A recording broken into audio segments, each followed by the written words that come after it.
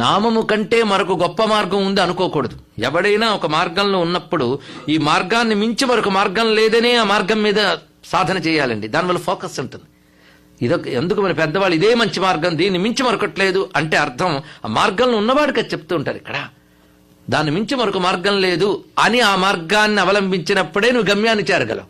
అదే రోడ్లో వెళుతూ ఈ రోడ్లో వెళితే చాలా మంచిది అనుకుంటే మరో రోడ్డు ఉందేమో చూద్దాం అనుకుని మరీ ప్రయత్నించి అటు తిరిగి అక్కడ రాక మరొక వైపు తిరుగుతుంటే ఎంతకన్నా.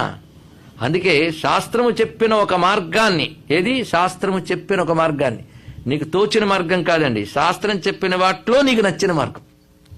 నాకు నచ్చిన మార్గం పాటిస్తున్నానండి అనకూడదు.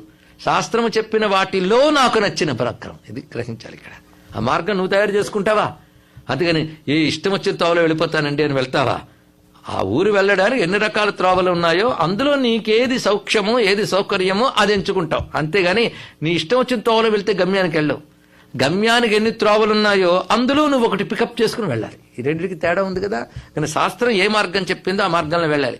ఆ మార్గంతో మరొక మార్గాన్ని పోల్చరాదు. అదే నామం ప్రధానంగా ఎవడైతే యోగం పట్టుకున్నాడో ఆ నామయోగ మార్గాల్లో ఉన్నవాడు ఎంతకంటే గొప్ప మార్గం ఒకటి ఉంది అనుకోకూడదు. ఇది బాగా తెలియాలి. నామం చేస్తున్నారు, ఎవడో వచ్చి యజ్ఞయాగం చేయాలి, ఇవన్నీ వేస్ట్, ధ్యానం చెయ్యు అంటుంటే అవును కదా ఈ నామంతో ఏముంది అది చేద్దామని మళ్ళీ డైవర్ట్ అవ్వకూడదండి. కానీ కలియుగంలో పూర్వం ఎప్పుడో తపస్సులు చేస్తుంటే పిశాచాలు వాళ్ళు వచ్చి భంగం చేసేవారట. ఇప్పుడు మన సాధన చేస్తుంటే అవి ఎక్కువైపోయాయి, వేరే రాక్కర్లేదు. ఆ నామం చేస్తుంటే నామాలతో ఏముందండి, ఊపిరి మీద దృష్టి పెట్టండి చాలు అంటాడు ఒకడు. మరొకడు వచ్చి నామాలతో ఎందుకండి మెడిటేషన్, వినడానికి భలే ఉంటాయండి. ఇక్కడ వాడు తాదాత్మ్యంతో చెప్తూ ఉంటాడు. ఇక్కడ ఈ నామంతో ఏం లాభం అండి, రండి యాగాలు చేయండి అంటాడు ఒకడు. ఇలా ఒక్కొక్కడు మనకి అసలు చేయనివ్వకుండా చెరగొట్టడానికి కలియుగంలో కావలసినంత మేధావులు, ఒక్కొక్క మేధావు ఒక్కొక్క గ్రూపులు ముఠాలు తయారయ్యాయి. ఇక్కడ మీరు ఆధ్యాత్మిక బృందాలు అంటారు, మేము ముఠాలు అంటాం. రెండుకంత తేడా ఉంది. ఎందుకంటే ధర్మ మార్గాన్ని ఛిద్రం చేసేస్తున్నారండి ఒక్కొక్క రకంగా ఇక్కడ అలా చెప్పబడుతున్నాయి. అందుకే నామ మార్గంలో ఉన్నటువంటి వారు దీనికంటే మరొక మార్గం గొప్పది అని అనకుండా పోల్చకూడదు కూడా.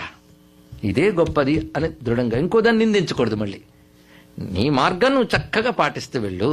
అందుకే చిట్ట చివరికి చెప్పి ధర్మాంతరై సామ్యం మొత్తం ఈ 10 చెప్పి హరస్య చ హరేహే, హరినామమైన హరనామమైన ఈ 10 అపరాధాలు లేకుండా చేస్తేనే నామం యోగమవుతుంది. అసలు ఈ 3 రోజులు చెప్పిన ప్రవచనంలో నామయోగం అనే విషయాన్ని మనం జాగ్రత్తగా తెలుసుకోవాలి.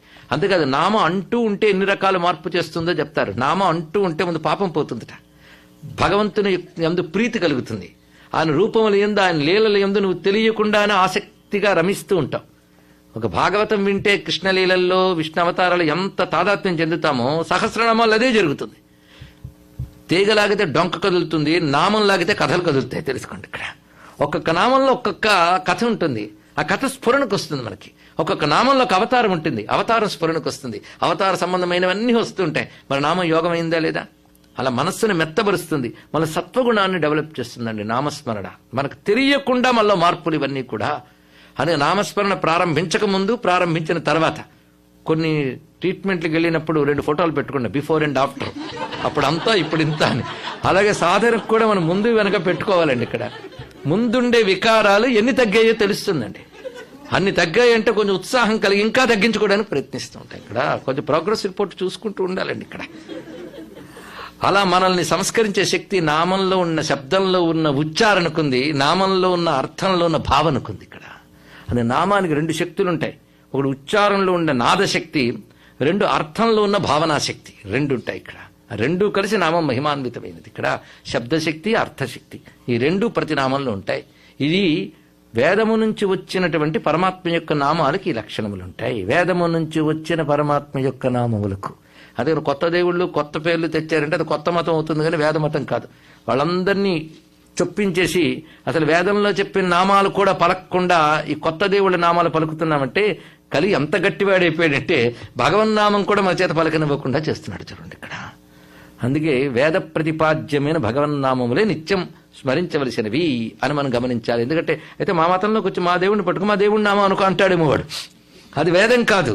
త్రయీవేద్యం హృద్యం, వేదము ద్వారా తెలియబడేదే ఈశ్వర స్వరూపము. కానీ వేద ప్రతిపాద్యమైన దేవతల నామములు, ఇది విషయంగా మనం చెప్తూ